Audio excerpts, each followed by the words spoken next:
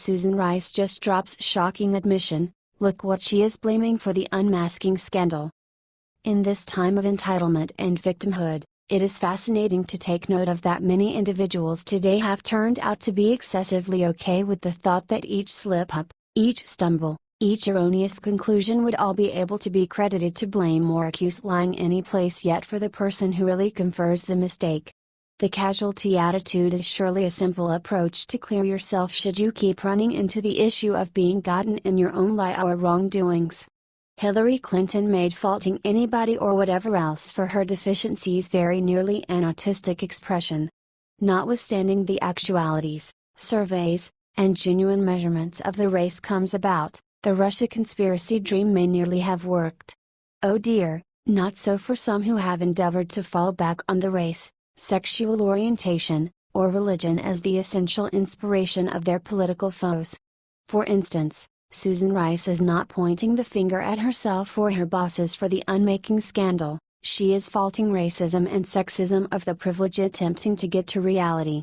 Via the Blaze, former National Security Advisor Susan Rice is not taking one scintilla of blame for the furor over the unmasking scandal that has captured headlines and even grabbed the attention of President Donald Trump.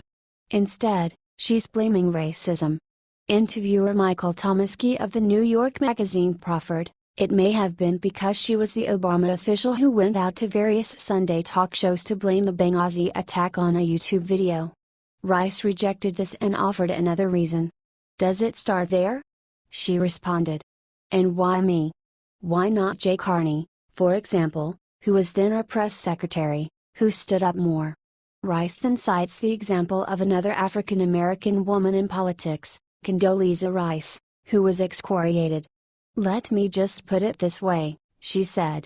I do not leap to the simple explanation that it's just about race and gender.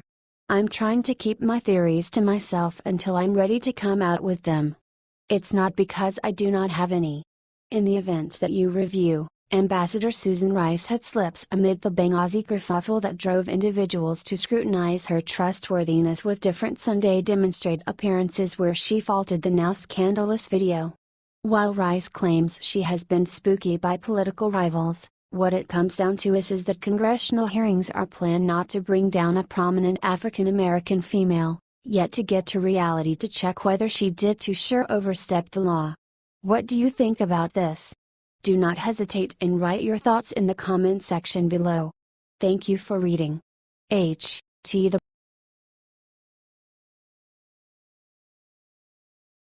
Hillary, Obama cronies just dropped $4.8 million to settle claims for. The Clinton cartel has gotten heaps of gifts and some from individuals with a sketchy business practice that outcome in trashy items being sold which don't face the cases made about them. Obviously, Barack and Hillary aren't excessively worried about the ethical respectability of the general population who give vast totals to their decision battles, and President Obama was just excessively upbeat, making it impossible to pass at an undeserved honor when he named this lady ambassador for global entrepreneurship. The lady, Elizabeth Holmes, who is the CEO of Theranos, a well-being tech organization situated in the Silicon Valley, is currently settling purchaser extortion cases to the tune of about $4.8 million for misrepresenting the accuracy of a blood testing device she marketed, which neglected to execute as guaranteed. According to the Washington Free Beacon, Elizabeth Holmes, a Clinton donor who was named ambassador for global entrepreneurship under former President Barack Obama, settled with the state of Arizona for $4.8 million over consumer fraud claims.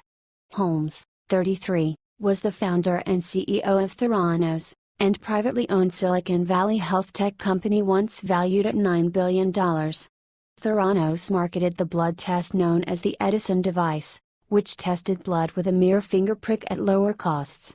The blood test device ended up being inaccurate, leading Theranos and Holmes to click the books to hide the floor test. Tyler Schultz, an employee of Theranos, uncovered the inaccuracy of the device and leaked the documents to save the reputation of his grandfather, former President Ronald Reagan's Secretary of State George Shultz. Theranos was reportedly using a shell company to secretly buy commercial lab equipment, and improperly created rosy financial projections for investors, according to the Wall Street Journal. Last week Holmes began to settle lawsuits with some Theranos victims. Theranos settled with the state of Arizona for $4.8 million over consumer fraud claims over the flawed Edison device blood tests. On Monday, the company agreed to a ban from operating clinical and retail test laboratories for 2 years to resolve claims filed by Medicare and Medicaid, the New York Post reported. Holmes was not shy about stepping into the political world. Former President Obama has invited Holmes to the White House and named her Ambassador for Global Entrepreneurship in 2015. Elizabeth Holmes is following in some admirable people's footsteps, since she and Hillary most likely have a great deal to examine about their unscrupulous business dealings. They can collaborate and Hillary can teach Holmes on the better purposes of avoiding indictment. What do you think about this? Do not hesitate and write your thoughts in the comment section below. Thank you for reading. H.T. The Washington Free Beacon.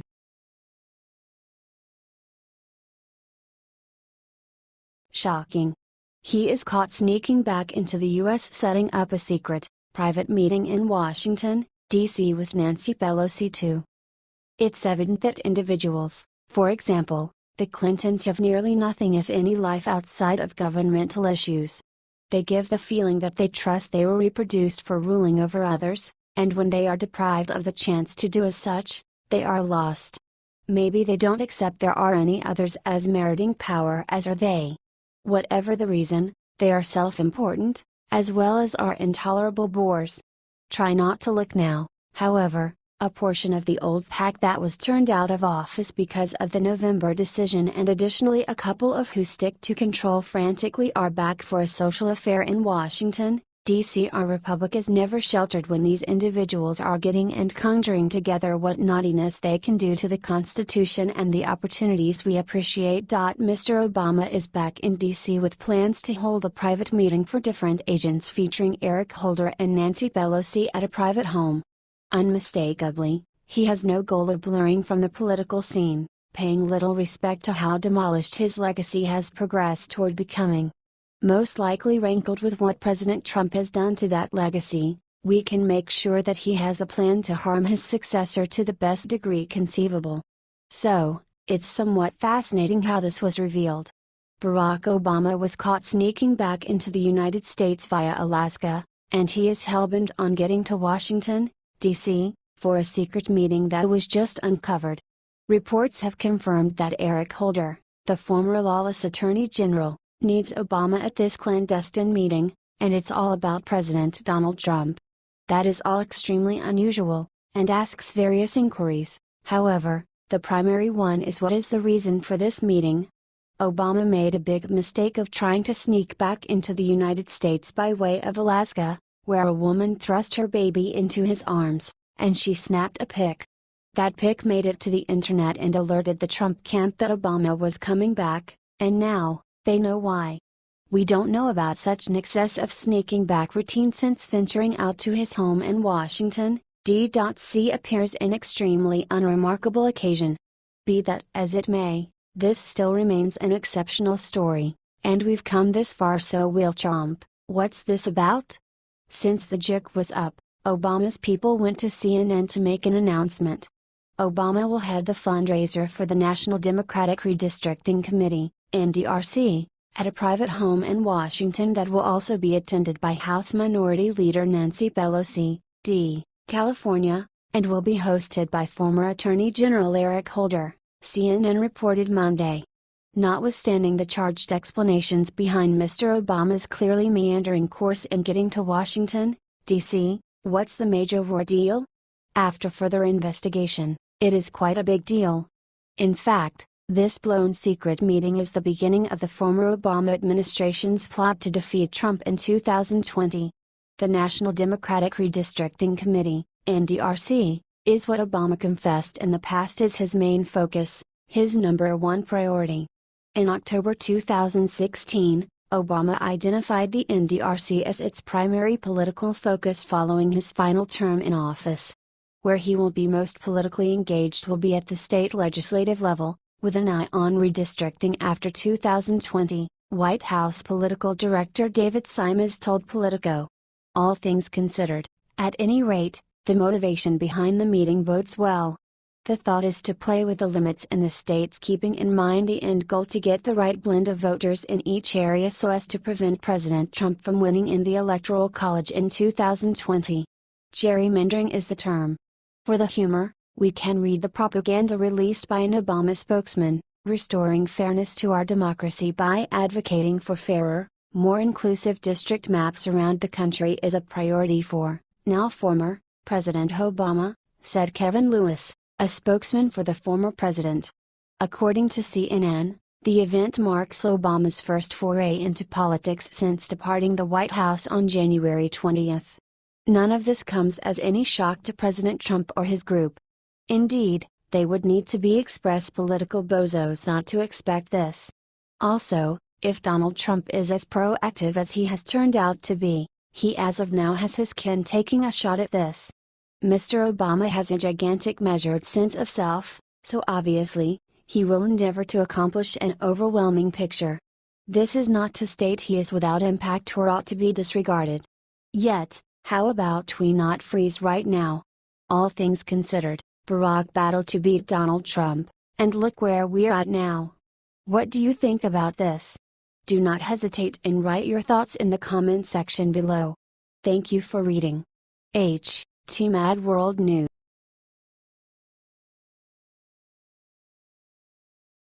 Look what President Trump just defunded. As President Trump pushes ahead with his belt-fixing measures keeping in mind the end goal to shrivel the national budget plan, there are certain to be some extremely agitated groups, who are accustomed to getting normal implantations of assets from the government. The vast majority of them are Islamic associations professedly devoted to keeping youthful Muslims from getting radicalized and getting to be jihadis.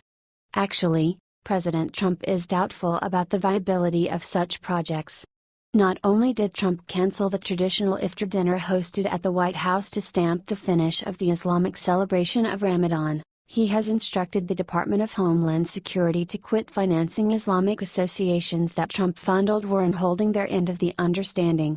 Vibriat Bart, administration officials have eliminated 2016 plans to fund Islamic groups allied to former President Barack Obama and declined to schedule a 2017 Islamic iftar dinner where those groups were able to show their political influence to the ambassadors of wealthy Islamic countries. The turnaround was made public on Friday when the Department of Homeland Security announced a revised list of organizations that receive DHS funds to help prevent young Muslims from becoming jihadis. The new list was replaced by the Obama list announced on January 13, 2017, and it dropped a $800,000 grant for an Islamic seminary in Los Angeles, and a $393,000 grant for a related organization, the Muslim Public Affairs Council Foundation.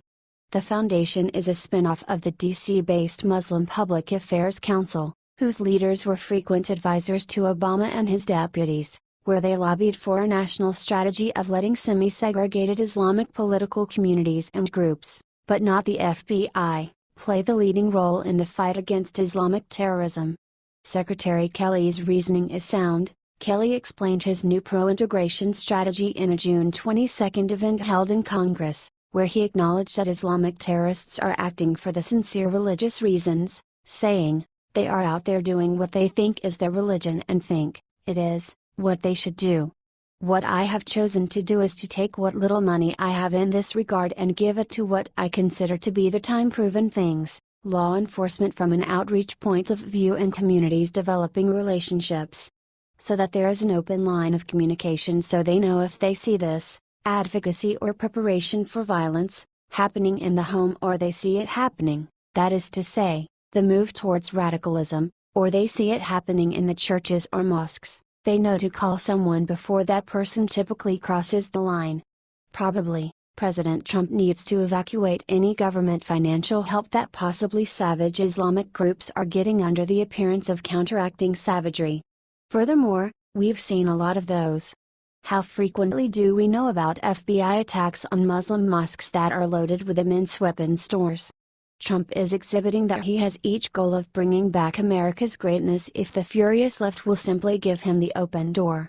That implies taking out dangers to American power and security that Obama permitted to develop amid his organization. Trump will require each ounce of our help to finish that. What do you think about this?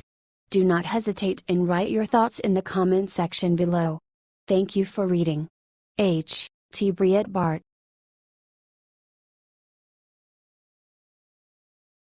$2.1 million illegals in panic mode after Trump's DHS secretary issues shocking announcement. No one thought President Trump would dare, but he did. As Democrats keep on dragging their feet and play the obstruction amusement, the opportunity has already come and gone for the Trump Organization to play a little hardball to get things down. Department of Homeland Security Secretary John Kelly has done quite recently that by informing individuals from Congress that the organization won't be twisting around in reverse to safeguard President Barack Obama's 2012 Deferred Action for Childhood Arrivals amnesty program from lawful difficulties. Kelly dropped that news on individuals from the Democrat Congressional Hispanic Caucus, and he has only a straightforward demand for them to ensure the bill survives. To put it plainly, Kelly needs individuals from Congress to begin getting it done on an immigration bill that bodes well. Conservative Tribune has the scoop. Speaking in a closed-door meeting with members of the predominantly Democrat Congressional Hispanic Caucus, Kelly informed them that if they wanted to ensure the amnesty program survived, they would have to engage with the Republicans in a bipartisan bill of immigration bill to protect illegals legally. That appears like a genuinely basic demand. However, you can make certain that blood is bubbling on the left because of the firm position. That has a tendency to happen when the temperature gets swung up to awkward levels. Response to the news has been blended, without a doubt. This is what he's told by different attorneys, that if it goes to court it might not survive, DHS spokesman David LaPan said about Kelly's remarks. If the Congress does not pass a bill protecting the program, they are leaving it in the hands of the courts to make a decision. It was just too much for a visibly shaken Illinois Representative Luis Gutierrez, who dramatically declared in both English and Spanish of the Attorney General, Jeff Sessions will say, deport them. If you will count on Jeff Sessions to save DACA, then DACA is finished. Democrats will without a doubt contort Kelly's basic demand utilizing their protected fear-mongering strategies. In view of late examples of conduct from the party, it's protected to state that they'll exaggerate their hand once more. Ideally, the Trump Organization will keep on applying pressure on Democratic leaders to really begin completing things. As the obstructionists in Congress keep on acting like petulant children, the ideal opportunity for getting along is finished. What do you think about this?